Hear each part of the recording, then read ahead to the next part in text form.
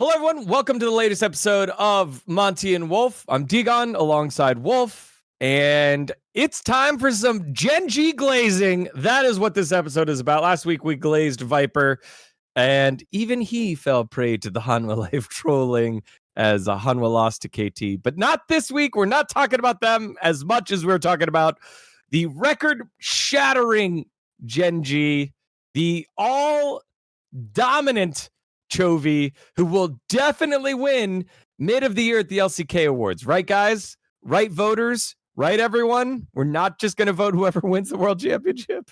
Please. They will vote for whoever wins the World Championship, by the way. Oh, my God. But maybe it'll be Chovy this time. You know, maybe this time it'll actually be Chovy.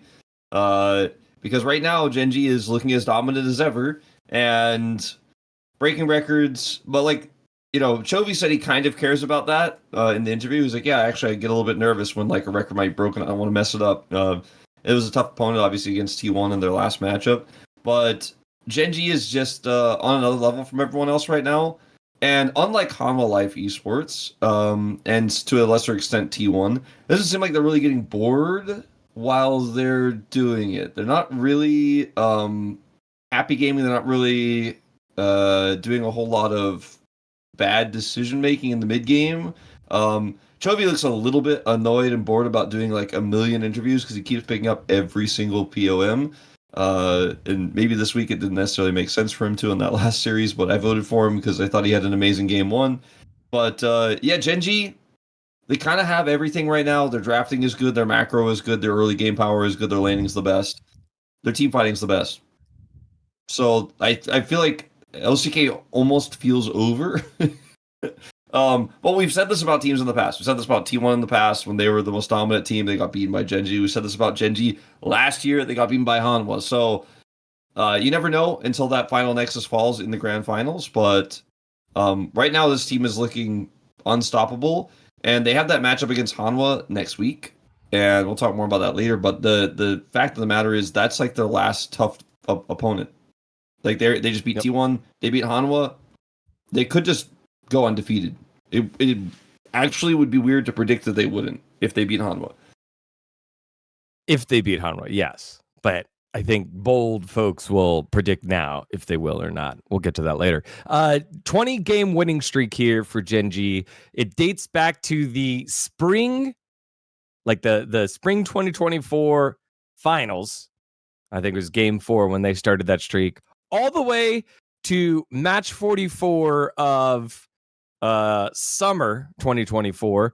Wolf, my trivia question to you is, what team did they lose that game to end at 20 game streak, not match streak, game streak? Was it KT? No. That's what ended the match streak. They lost to KT 2-1. The game streak. Was it Bro? It was not Bro either. No, it was. I'll just. Was it Kwangdo? Like, I don't know. Like, no, it was not Kwangdo. Keep going. Honestly, yeah, just keep going. I'm sure everyone at home will be playing along. Was it D+? It was D+ on a Saturday. Well, they always go 3 with D+. So yeah. So they went the whole first round robin undefeated, and then the first match of the second round robin, they lost 1 game to D+, and then eventually they lost in week 8 to KT 2-1. So their overall game score, they only dropped 3 games all year, was 92.1%. This season, their overall game score is at 90.3%. And they're 28-3. So they can only drop, actually, they can't drop any more games if they wanted to equal the same game win percentage as they had last year. Still crazy, though. It'll be higher if they go undefeated, because then they'll have one extra win. But either way, it is crazy how dominant this team has been, despite the Hanwha Life super team, despite the changes for the better for T1, despite the form that we saw D+ in during LCK Cup. It is GenG that got all their ducks in a row and just look unstoppable. And one of the things that I liked about the T1 series wasn't even in the game.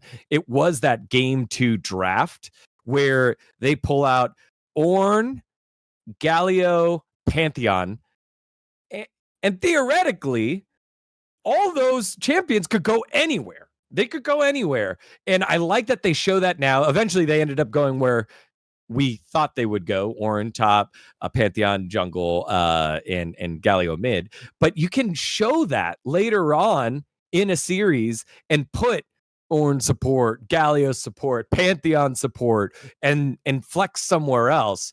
And that is what that champion pool, that champion flexibility can provide to you, and set traps in the future for those teams that do heavy prep. And they're like, yes, we've seen this before. They have priority on this Pantheon jungle, or like everyone knows Pantheon jungle, or in top. And then you can flip it around and get a great matchup for yourself in a 5-game series.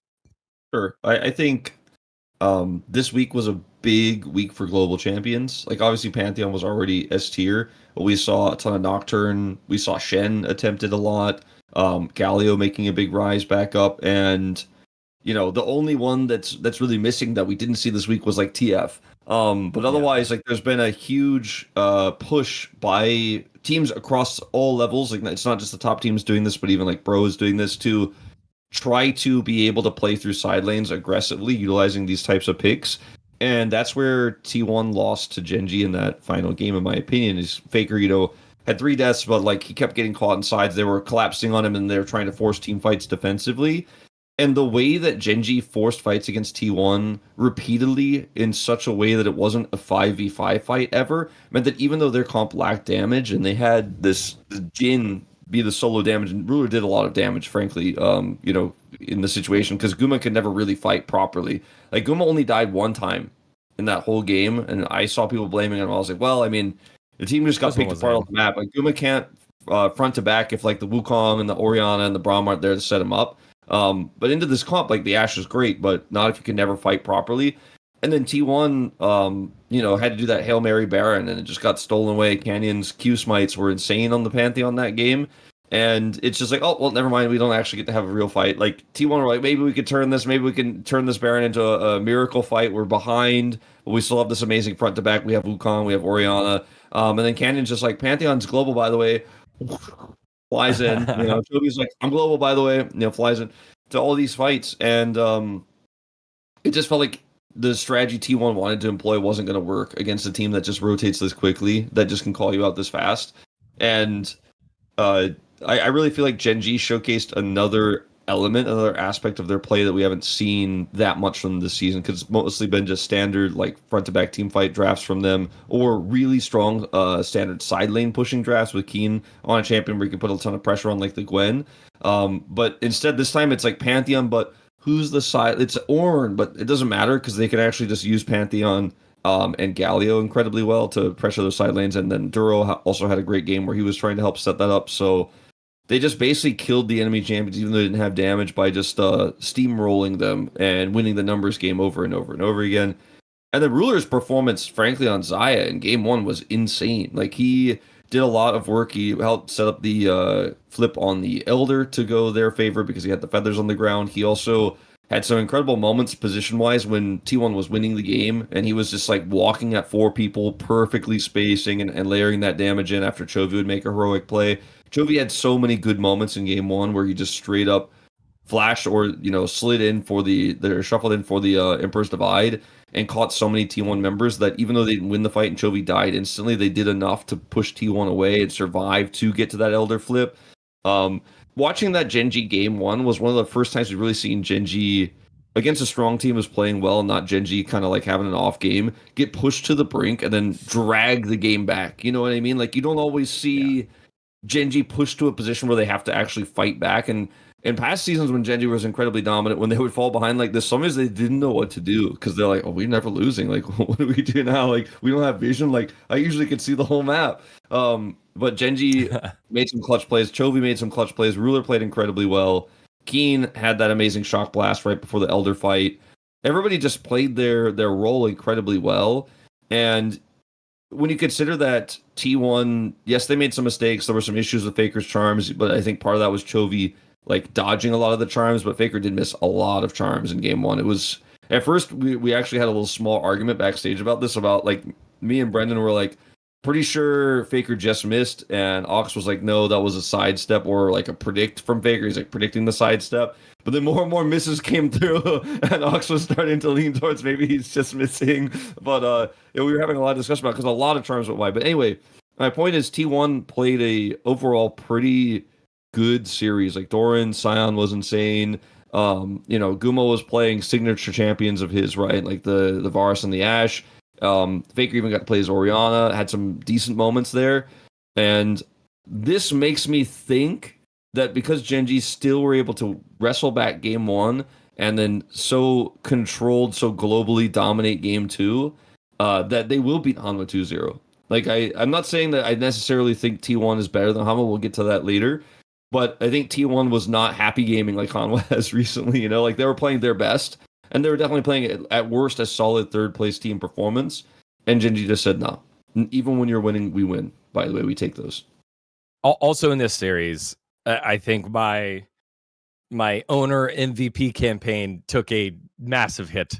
I think Canyon neutralized the best player on T1 by far, and it was a team effort, but also we've seen owner be able to rise to the occasion in these types of series, and Canyon was coming in and stealing camps, stole Rift Herald, drift away. Like Canyon was the better jungler today, and I'm more than happy now to slide him down to third and have Zeus be second and Chovy go take his MVP award for sure. Wow, that's pretty quick. I mean, I totally understand because I do agree that he did get a little bit gapped in this one by Canyon. Like Canyon did outplay him, but I feel like it's only one best of three. Like I still think he's the best player on T1. I want to give him another opportunity to move through. Like obviously road to MSI, and we're not going to be picking these MVPs by the way for a really long time. But I do agree that it was definitely not the series that backs up your claim.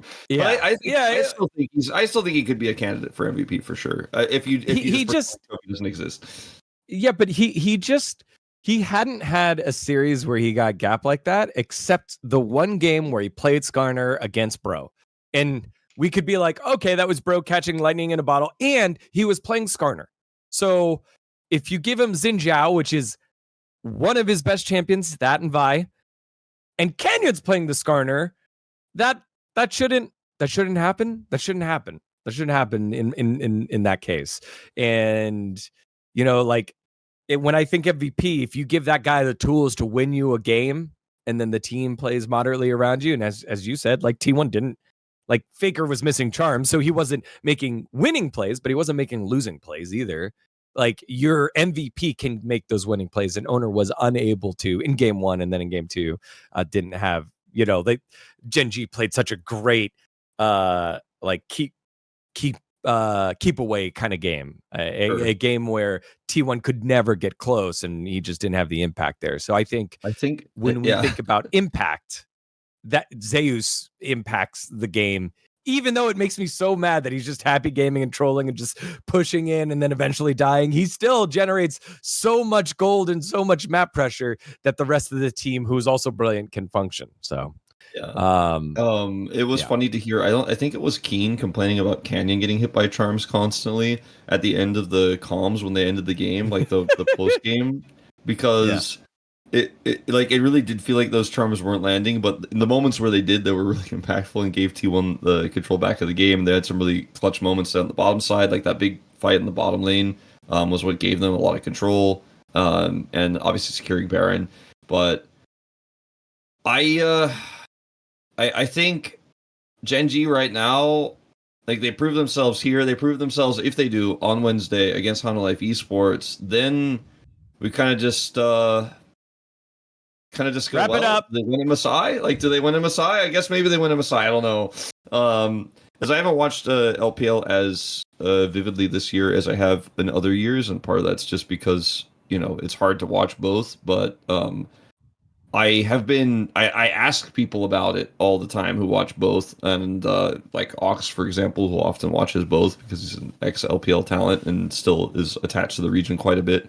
And he doesn't like sleep as much as I do, I think.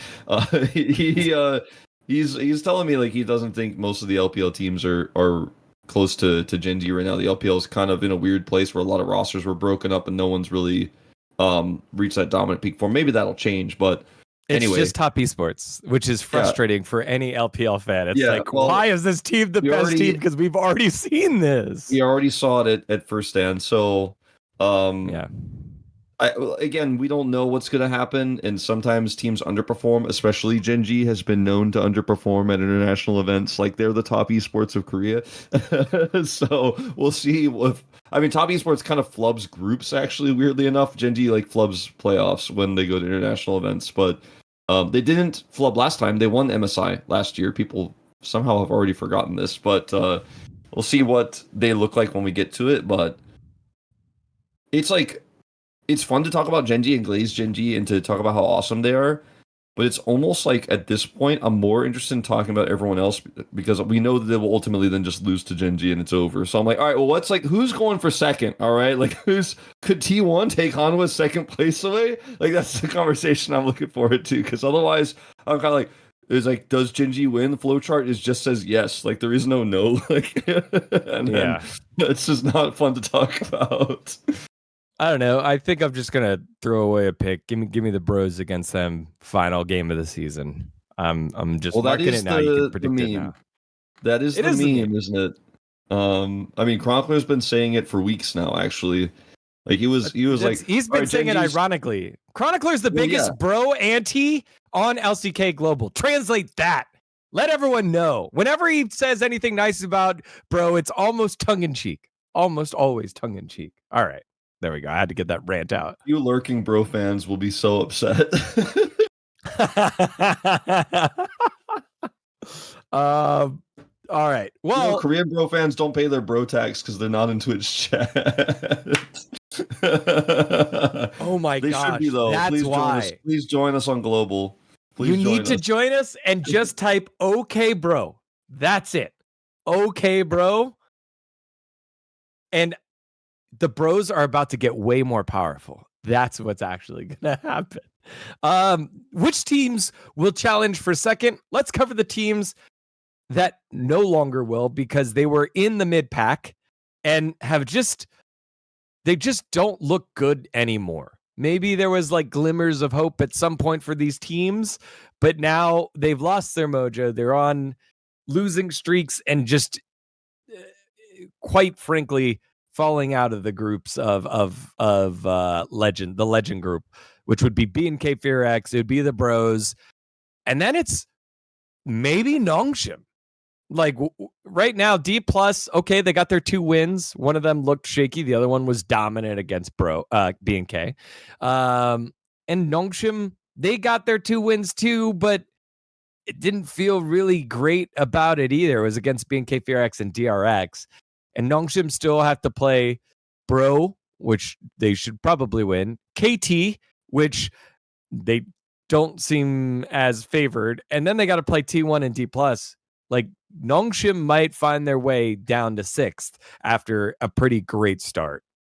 Yeah, I mean, so if Nongshim lose all of their last matches, right, the KT, Bro, and then they have T1 and D+, that'll put them on 8 and 10, and that record is not safe for Rise or for Legend at the moment because all it will take for is D plus KT to win, more than 2 matches, and then BNK is on the edge there at 5 wins. So if they win 3 or 4, they're in. But it's pretty safe for Nongshim because they probably won't lose all of those matches, right? And they already have that 8-win bump.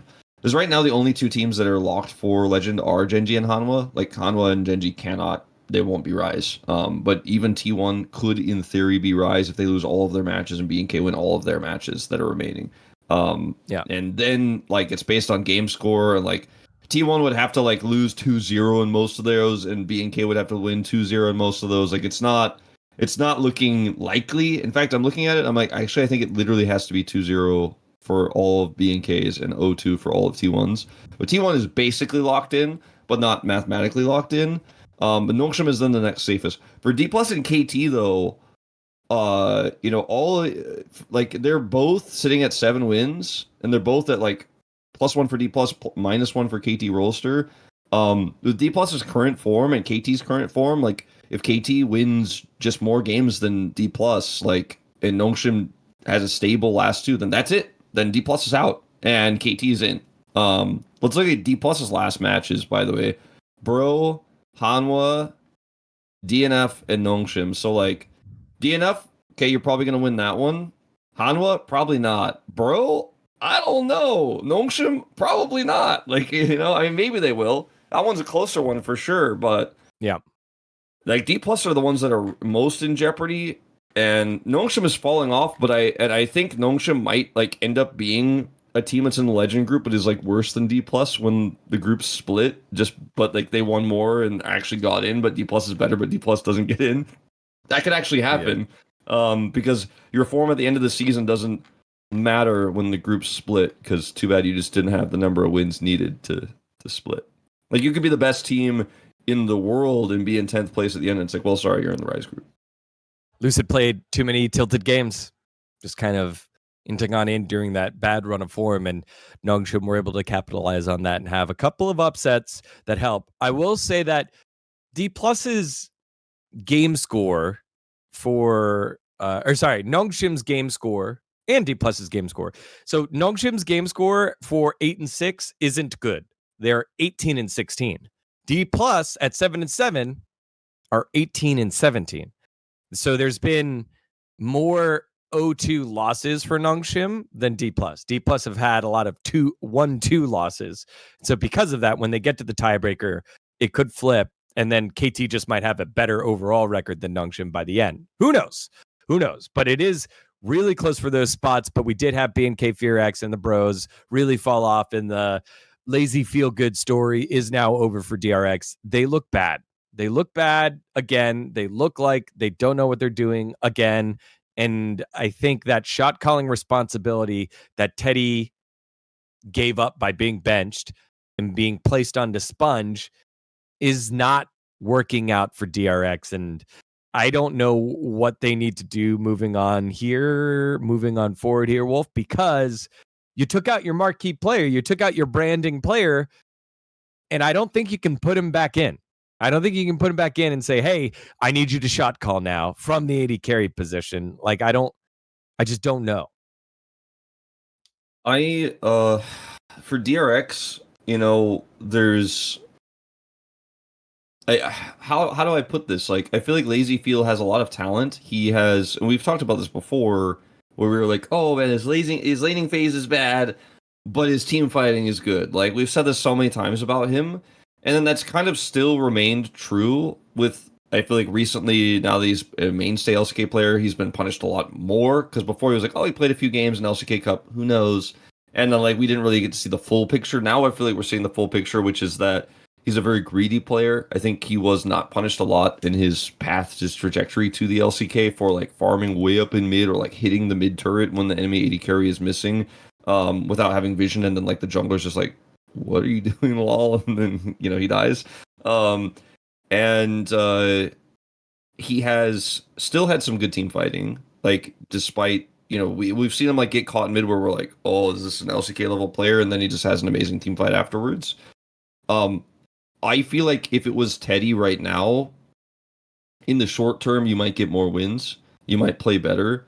But in the long term, like, Lazy Phil will grow and improve. He's incredibly young, right? Like, he has a lot to gain. Like, his Korean will get better, which means he'll understand comms better, and like maybe he won't push up mid because maybe he misunderstood one of the calls about like where the enemy jungler was or something. Although his Korean is already actually frankly pretty decent based on what we've seen in the comms so far. There were some funny comms where it wasn't as good and he misunderstood some stuff, but like it does end up being that like he will ultimately be better for DRX for what they'll learn through the Rise group, and then like what DRX's roster building could look like for 2026, depending on how much money they want to spend.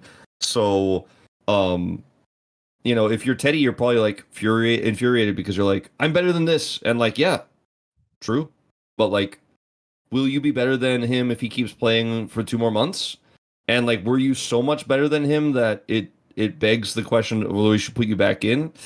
Hard to answer that question. And we've heard that, the shot calling when Teddy was in was a little bit rougher because players weren't sure if they could like overrule or tell him what to do. And he's the AD carry, right? So it put like this burden on Teddy to do more shot calling because he was the older one, the experienced one, even though he's AD carry. And the younger players were a little bit more apprehensive about, kind of ordering him, as we call it in Korean, around the map. And Lazy Feel is just kind of like he's vibing, and I think that's a dynamic change that we saw. But the luster of like first foreign player in the LCK and he's winning and he's all right, like that's kind of that we were talking about a few weeks ago. We've kind of now we have to, I think, get down to brass tacks a little bit more with him and see like if he can really improve some of the aspects of his laning and like his mid laning where he's just farming, like where he's farming and trying to not die because he's been caught so many times, not even just pushed too far up in mid, but like he's tried to hold turret, like where he's in the mid outer turret and he's like, I can hold this and get this wave, and then he just dies. And it's like, no, well, you have a turret here, but your teammates are not there. You have to like back away and lose some CS, stuff like that. I think he will end up being a very strong player, like akin to like Diable. I think that he has that potential. And I think that is his future, but we're not there yet. That's my little Lazy Feel rant. I can't believe you are throwing Diable in the same conversation as Lazy Feel, because Diable is the truth and my favorite player to watch. He is my current favorite player to watch in the game that they played earlier this week against who was it? Was it T1? Yeah. Was it T1? No. Yeah. No. It was D plus. D plus. Nongshim.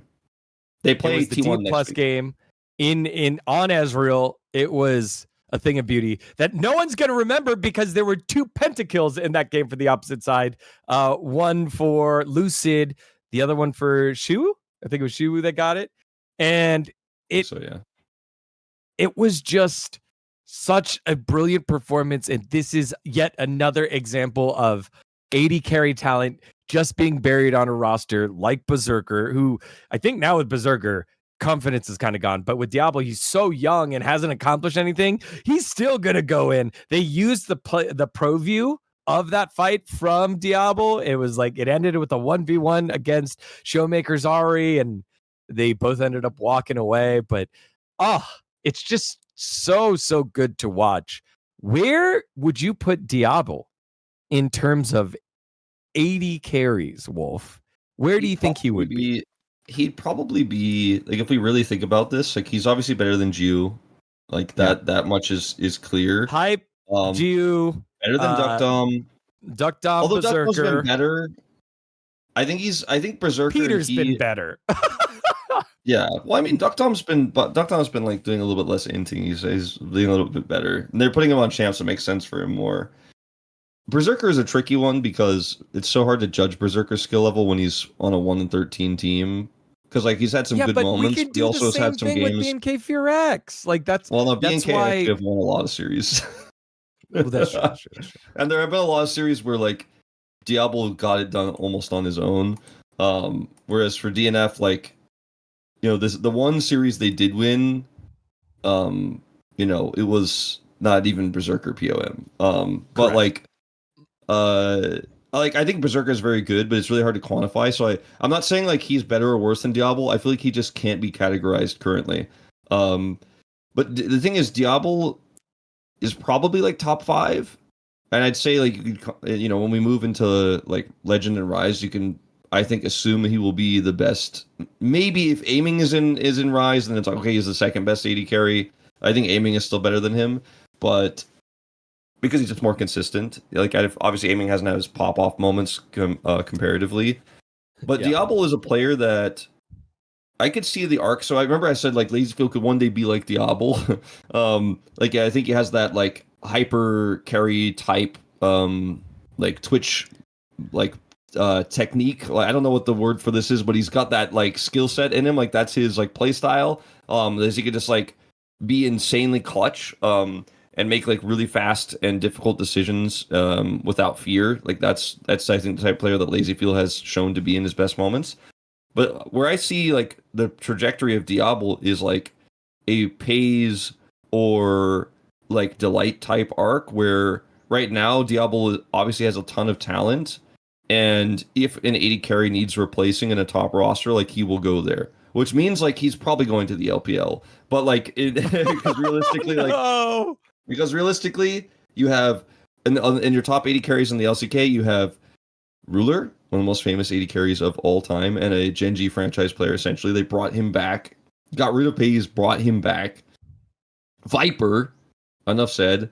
And then we already know how T1 feels about Gumayushi in this situation, even though he was benched, right? Like, I don't need to go into all the drama to tell you that, like, they probably won't replace him with Diable. Although, like, maybe if there was a timing for it, maybe it could have been earlier this year. But ultimately, like, Diable could take this arc where he goes from, like, I'm from a bottom 4 team, and then you put me in a good team, and I actually win titles. Like, I think that if he gets like what Diable lacks is discipline, like 100%, that's his main problem. Like he sometimes goes in for the crazy hyper play and it just completely bombs because not because he misplayed it, but because it's like, bro, there's like our team isn't going like where you can't do that. They're like super ahead, like you're 2 levels down. But if you were ahead, like you could 100% 1v3 that moment, you know, stuff like that. But sometimes when he goes for that, when they are in a good game state to go for it, then he pops off and you're like, holy shit, this guy is insane, right? And Diable, he came from a background. We cast this guy in Challengers, watched him. When we were casting him in Challengers, he was like still 15 years old. Like the first year we cast him. Because the age requirement is different for Challengers versus LCK. Which is why a lot of those players like turn 17 and then go into the LCK, like Diable. And like he had weak laning phases and was like psychopathic almost in some of his fights and stuff, but usually it was the failing one where we're like, oh, nice try, that was a cool attempt, but like now you're dead and like your team can't do Baron and like GG, you lost the Challengers game. But also he had some like really great moments, but we were like, well, he's 15, by the way. Look at what this 15-year-old can do. He's insane. Like maybe one day he'll be old enough to play in the LCK. And then he was, and now he's in the LCK. And now he's popping off against good teams. So I do think there's a real trajectory for him, but it's probably not in this org. He's been a part of this org for, as far as I know, his whole career. I don't think he was on. He went from, as if I remember correctly, I can look it up, but he went like tier 3 B&K, which at the time was Live Sandbox, then Live Sandbox Youth, their challengers team, and then into B&K today. I'll actually look it up just to make sure, but he is he's been part of this org for basically forever, and I don't see a world where if he stays with it though, like they can hit the high highs unless we see big organizational changes with B&K, because right now they seem to be happy to kind of be on like, oh, we have some homegrown talent, but we're not really going to invest deeply in this. So he was on Elroy Gaming, Elroy, of course, before he got picked up to be in Live Sandbox, and he was playing with Shadow Corp's team as well, looks like. Well, since we're talking 80 carry, 580 carries are signed through next year. So that means 580 carries contracts will expire this year. List who you think they are. Who are the 5 that will not return to their team this year, or contractually will not return to Well, their I know team this that year? I'm 99% sure Guma is one of them. That his contract expires at like you're talking about contracts that expire in November 2025, correct, right? Yes. I'm gonna say Guma. November Yes. 17, basically. Guma is one, yes. Let me look through. Let me like think for a second about the rest of the 80 carries. I'm gonna say aiming. Aiming is 2, correct. I'm gonna say Teddy. I was counting Lazyfield, but Okay. yes, Teddy is one. You can Okay, guess. so there's Lazyfield. 6 if we count Teddy. There's 6 if we count Teddy. Let's see. I mean, are you counting Smash? Smash is kind of ambiguous, right? Okay. I'm not counting Smash. I'm not counting Bull. And like I assume like not like Podok or anything like that. Correct. I'm not counting Podok. Okay, I want to see if I can get this 100% correct. Well, I will say Viper. I think it's probably Viper. Viper like is so expensive that I don't think he's going to be a multi-year. That's right. Viper is a one-time usage here for Hanwha. And if I look, it's like otherwise the only ones left are like Hype is on loan. There's Diable, and since you're talking about this, I'm like, it's probably not him. And Gio is a challengers like player, and Nongshim normally do multi-year deals, so it's probably not him. So I'm guessing it's Ruler. Is it Ruler? No. Ruler has like the second longest contract length. Does he? Okay. He's signed he has a 2027 contract through 2027. Oh, wow. I guess I somehow missed that. That's insane. Yeah, it is Berserker and Duckdom are the last two that will be available. The longest contract in all of LCK held onto by Lazyfield. He signed through 2028. He signed a 4-year contract. So maybe you had something going there with the Lazyfield Teddy thing where you just got to give him games. You got to give him time because he is the player of your future.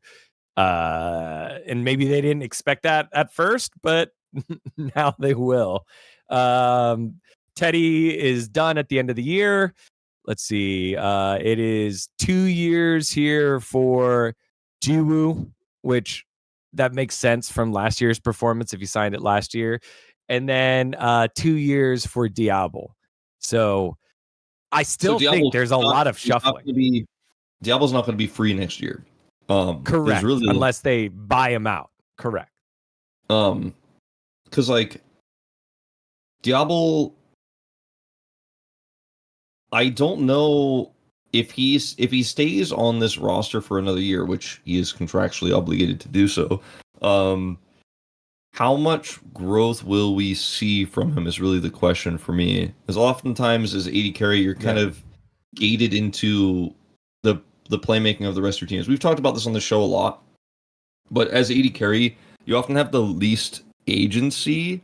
You kind of just you're just a glass cannon that needs to be protected, and then you position well, and your whole thing is like your whole job as an AD carry is to walk the line between doing damage and not dying. And it's a fine line. It's very tricky to walk, especially in pro play, because everyone, by the way, is trying to kill you first. You're the one who's the first target in every single team fight. So you can do a lot, but like if your team isn't peeling for you correctly, if your team isn't setting up on objectives correctly, like you won't be able to find success, and you won't be able to push your boundaries as much. Although Diable is trying to push his boundaries clearly, right? Like he really is trying to figure out like how much he could squeeze out of like the best scenarios that he can find. But I wonder how that affects him being on BNK for another year. Does it mean that teams don't will he like pop off more, and he'll be like a Teddy on Jenner situation where people are like, I can't wait for this guy to be a free agent, like Teddy was in the past because he's so good, even though he's on the losing team? Or will people like not see his potential and be like, well, he's okay. He's on like the 8th place team. It's whatever. Because I feel like you go one of two ways, right?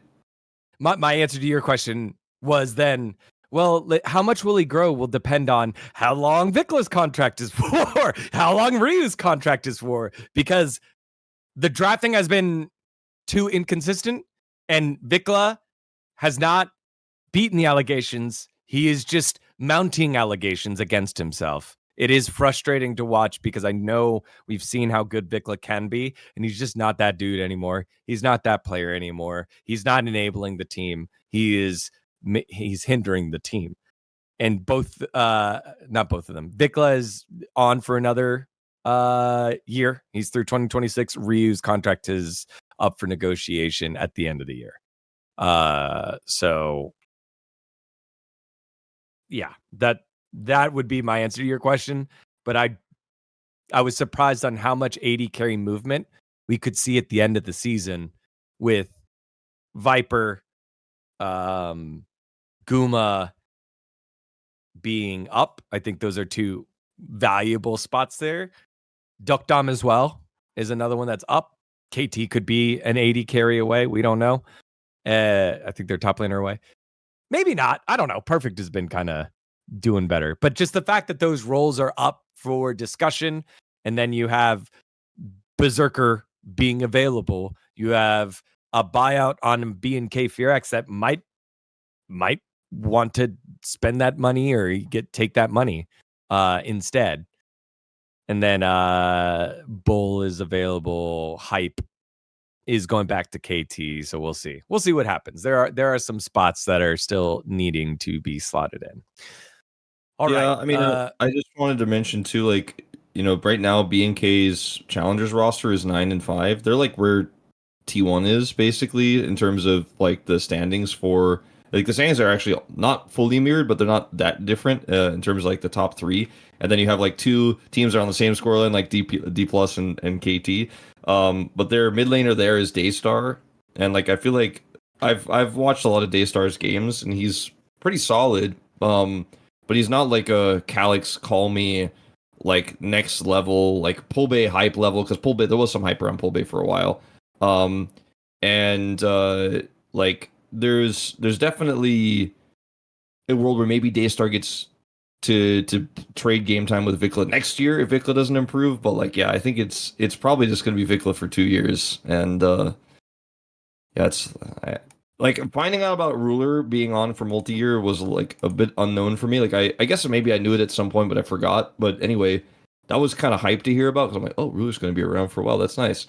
And then hearing about Vikla being on for multi-year feels a little kind of like the opposite at the moment. And I was one of the big Vikla defenders. Like I was like, no, hold on, guys, he's okay. And then nope, never mind. It was like okay for like a week and a half, and then no. Yeah, just that GenG roster. Chovy's on for the same amount of time as Ruler. They're on for 2 more years after this. Duro got the like prove it contract, just a 1-year contract, and then Keen's on for another years. Canyon and Duro are the free agents. But Duro kind of on the prove it contract makes sense to me. He'll probably resign. Canyon's the one that I think you got to worry about if you're GenG and wanting to keep that core together, I'd say. So, Yeah. All right.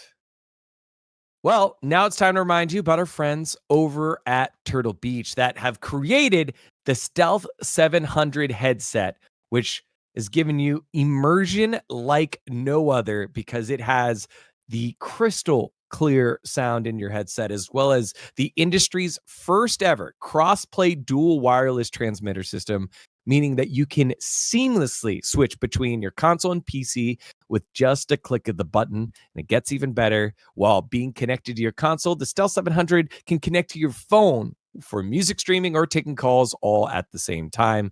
And for those of you that are unawares, Turtle Beach doesn't just have amazing headsets. They have every gaming accessory you could ever want.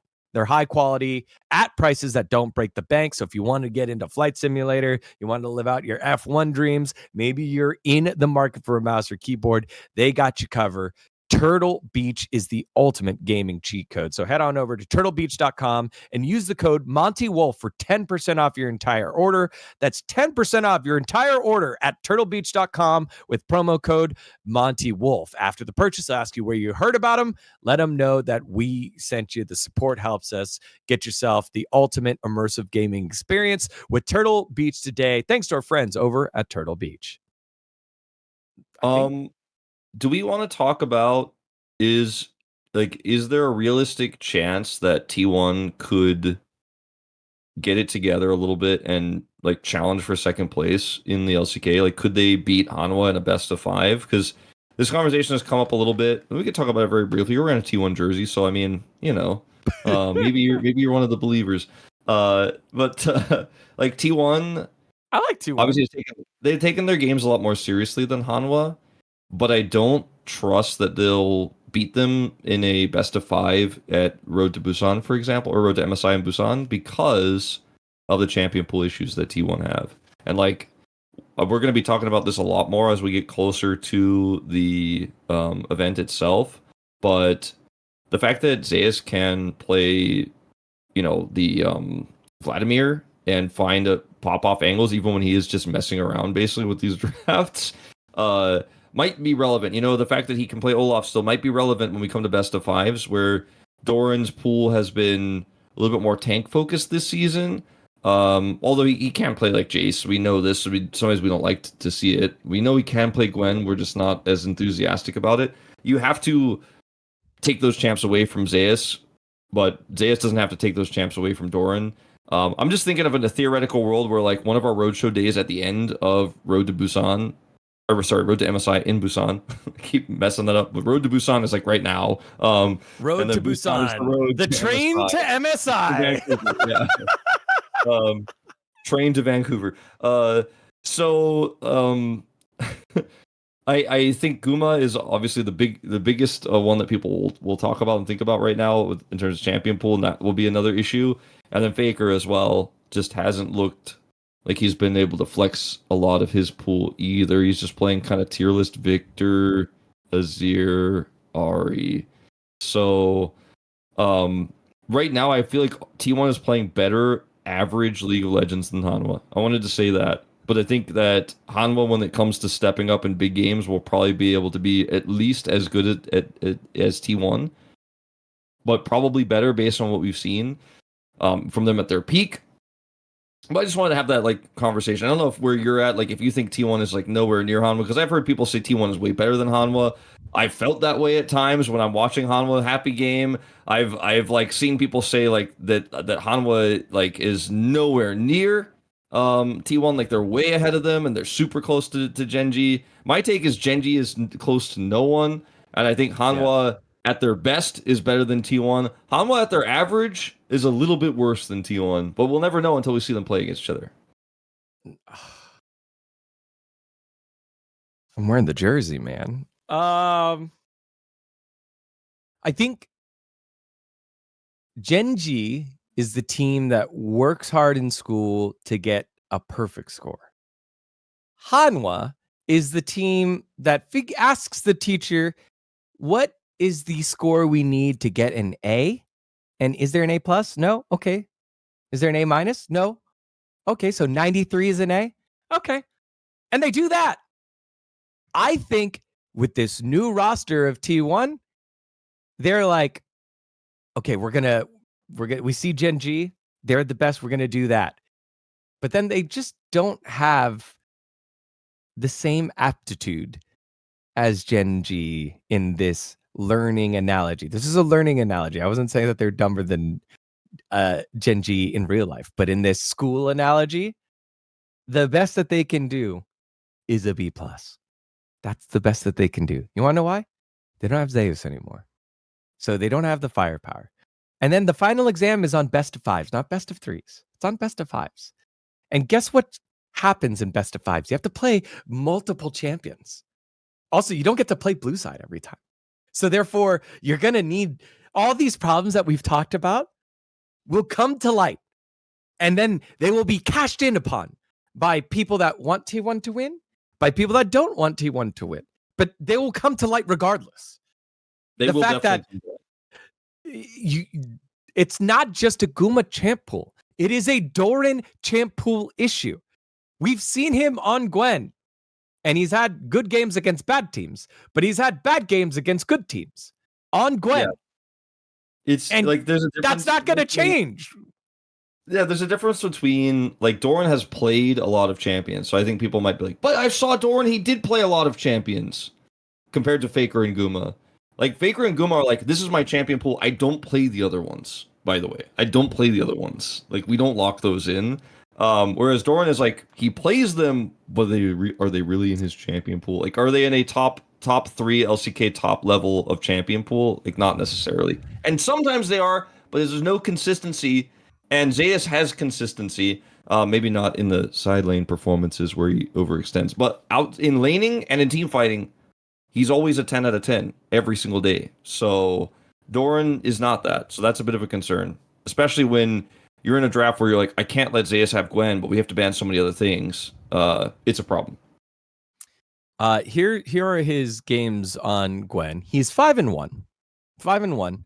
He's played against Bro, B&K, Nongshim, where he went 3-4-2 with a win. D plus and GenG, and he played it into the Rumble. So against GenG, okay, props there. So, but the other ones were against bad players or he got punished in the matchup. He struggled against Jace. 2-6-4 in the loss to BNK Fearx, 3-4-2 in the win against Nongshim. So my issue comes from the fact that it's not good enough. It's not good enough. It's not like hang your hat on it, we're going to get a win every time. And I actually disagree with your Faker analogy. I trust Faker to pull out different champions later on. When we get to best of 5, I'm just saying, not worried about Faker. He hasn't done it though. Like he hasn't really been picking his other champions. I know that he correct. The whole don't say I don't think Faker has a huge champion pool. He's got the hugest, but like you know what I mean. Like in terms of what he's actually picking, Doran is picking more than he is, but like we don't trust those other picks. Yes, I agree with that. Sorry, didn't mean to set a lot of spotlight on you there, Wolf. No, it's for saying something you didn't say. But I think that's why I would always go with Hanwha here until proven otherwise. Like you have to, if you're being analytical about it. Like, do I want T1 to win like everyone else? Sure. Like I like T1 as a team and as an organization, but the champ pool flexibility, the ability to play through top lane, and the stability that you have through Viper and Delight, as you well put last week, Viper is the one where if there's happy gaming around you or Peanut is having an off game, Peanut's the only one that's really susceptible to having like a bad series. Viper can hold it down for the rest of your team. And it's crazy how like the narrative on Zeka has changed, where before it was Zeka's like, holy shit, get him off Corki, literally last year. And then they take away the package. And now it's like, oh, Zeka, he's the stable guy. If anything, he could be your pop-off guy. And he feels pretty good about it in the matchup against Faker. And I think if you do that along everyone, the only one would be, okay, Owner beats Peanut. Yes. After that, Keria and Viper, maybe a push. Keria and Delight, it's a push, but I would take Viper over Guma. I would take Zeus over Doran. I would take and Zeka over Faker right now. And there you go. So for me, I don't think so. I don't think they're going to be able to do it. I appreciate the effort that they're putting forward. I don't detract from the happy, fun, entertaining gaming that Hanwha's doing, working on it, because Hanwha's practicing what they need to practice, which is, hey, when we get ourselves in this situation, can we fight our way out of it? Can we find an answer to it? Whereas T1 is, what does our peak look like? And I think Hanwha's already answered that question. They're just at different phases of their team development through the 2025 season. Hanwha has 4 games left, just like everybody else, of course. They are GenG, D+, T1, and then B&K. But let's just say I think most people are excited about Wednesday's match, like that's happening in just 2 days' time. The GenG versus Hanwha. But for me, I'm like, GenG wins that. Like, I'm not that interested. I'm interested in T1 Hanwha in the best of 3. Because, best of 5, those issues will definitely be there if we do run into each other in Road to MSI when we go to the Busan Road Show. Because, like, that's a matchup that you expect to see, actually. Like, T1 versus Hanwha will likely be there. That's the one where I favor Hanwha right now. But T1 versus Hanwha best of 3, that sounds really hype. Like, because like I said before, GenG's first place, and I'm like not that interested in talking about like what happens when GenG. Do GenG win? Flowchart, like there's one option, it's yes. There's not like a branching path. And then T1 Hanwha, I'm like, Hanwha, maybe they win. Probably. We'll see what their performance against GenG looks like on Wednesday, because that'll lead us to our preds for like what we think is going to happen T1 Hanwha in the final week. Yeah, definitely. Well, speaking of preds, it's prediction time for week 8. Pred time. It's pred time, which again, I've been missing. I've been missing a little bit because I've been taking risks to try and catch up, and they have not. They've not paid off. If KT hadn't lost to or hadn't beaten Hanwha, it would have been 10 out of 10 last week. It would have been 10 out of 10. No, if the bros would have just beaten KT, that was the one. That was the main one that I went with to be a little risky and wouldn't feel bad about it. But then I felt bad anyways, because bro are inventing new ways to let me down. They won a 10,000 gold deficit team fight to cut it to 4,000, man. That was crazy. Oh, all right. Let's get to it. GenG Hanwha, the big one. GenG. GenG. All right. Easy bread. DNF. Easy bread. DNF DRX. Slightly less easy bread, actually. DNF looking kind of better. Still having a few shot calling issues. This one's actually one of the harder ones for me this week, because I think DRX have trended downward a little bit. I think DNF, their shot calling issue is not fixed, but it certainly feels like they're moving in the right direction. And maybe like the time between, their match yesterday, and then like by the time we hit that week 8 match, like they'll even be better off, potentially. When I think about like Dudu versus Rich, thinking about Pioshik really not having a great time. I'm scared to pred DRX. I feel like it's not safe, but like, is it ever safe to predict DNF? What are you thinking? So, what I'm thinking is, DRX lost a tough series against D+. They lost a tough series against Nongshim. Yeah. And then before that, they lost to Hanwha. And then before that, they lost to T1. And before that was their win against BNK FearX. So I think after the win against BNK FearX and the Bros, they go into T1 thinking, okay, maybe we got a shot. No, we don't. And then they lose the email match to Hanwha. And then they lose some matches that theoretically they think they could win. So 4-loss streak, but let's say it's 2. Now let's use that same logic for the DN Automotive Freaks. This week, who did they play? They played Hanwha Life and GenG, which both their emails, and everyone knows their emails, including the DN Automotive Freaks. So the last match that they played was against Nongshim, where they won. So they're actually coming off of a win in good form and great learning lessons. Whereas DRX, they just have a bunch of questions and a lot of self-doubt. Give me the DN Automotive Freaks for game number 2 of Wednesday over DRX. I think I'm going to go DRX. That's what I'm leaning right now. Oh my God. Okay. I think I'm going to go DRX. Yeah, no, I can imagine it where it's a close, scrappy, messy, like horrible series. I'm casting this series, by the way. And then like DNF make all the wrong choices in the late game, even like 5,000 gold up and lose. That's what I think is going to happen. Like statistically and everything you said trend wise, it checks. Like I think it was a great argument. Like if we were doing a debate, I'd be like, yeah, you win, but I'm still voting DRX. Oh, all right. Bro, D+. D+.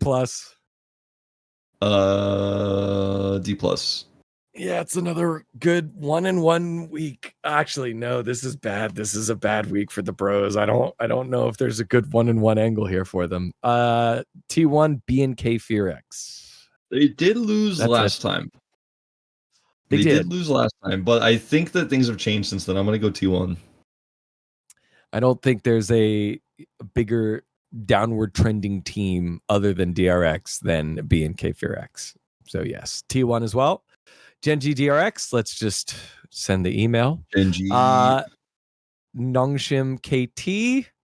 This is now a very important match. This is like a Legend versus Rise decider game. I think I'm going to go KT.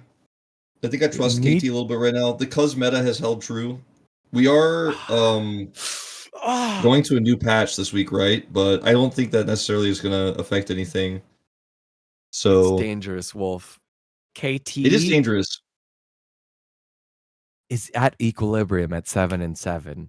And people are going to start predicting them to win here against Nongshim. I think you are. I think I am. I think Atlas will. I think maybe Cronny will. Like that's a lot of people expecting a KT win. That's what they lose. Give me KT. Fuck. All right. Yeah. Hanwha D+.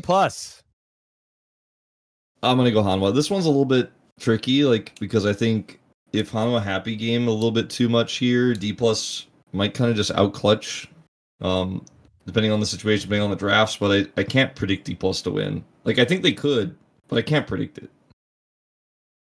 You know what I mean? I feel like if you predict D+ here, you're you're just gambling. You're not actually doing a real prediction. You're not an analyst. You're just a coin flipper. You know, if you pick D+ here. You have to predict on good vibes of the 3-game winning streak after they beat the Bros. Kind Bros, just handing out wins so that other teams can feel good. Give me Hanwha. And then T1 versus Automotive Freaks. That's T1. Yeah. Here's my 1-1 week. Give me the Bros over Nongshim. Nongshim are going to be shattered after losing to KT earlier in the week. I kind of feel like Kingen versus Morgan. If I like say that out loud, I don't. I feel like I feel like I go. I cringed inside. Because closer is so insane, right? But like Calyx is really good right now too. So yeah, Calyx surprised me because he did slump last week. 2 weeks ago against GenG and DNF. He didn't have a good series against BNK FearX either. A consistently good series, but then against DRX settled down a little bit more. So I can see that. Give me the Bros. 1-1 Giga Chad week. And then that'll prepare us for our upset against GenG at the end of the season. BNK FearX and KT. That's a KT win, yeah? KT, I think. Yeah. I think KT Even is though going to Legend group. I think KT's going to Legend, man. I think it's going to happen. What a save. What a save for KT after a terrible run. Now 4 wins in a row. We're predicting 6 wins in a row here for KT. All right. That does it here. Week 7 in the books. Week 8 is going to be a good one. We basically have great Wednesdays from here on out. The GenG and Hanwha this Wednesday, and then T1 and Hanwha next Wednesday. Going to be a lot of fun. Make sure to like and subscribe. Thanks to all of our friends and sponsors that have supported. And we'll see you next week for more Monte Wolf action.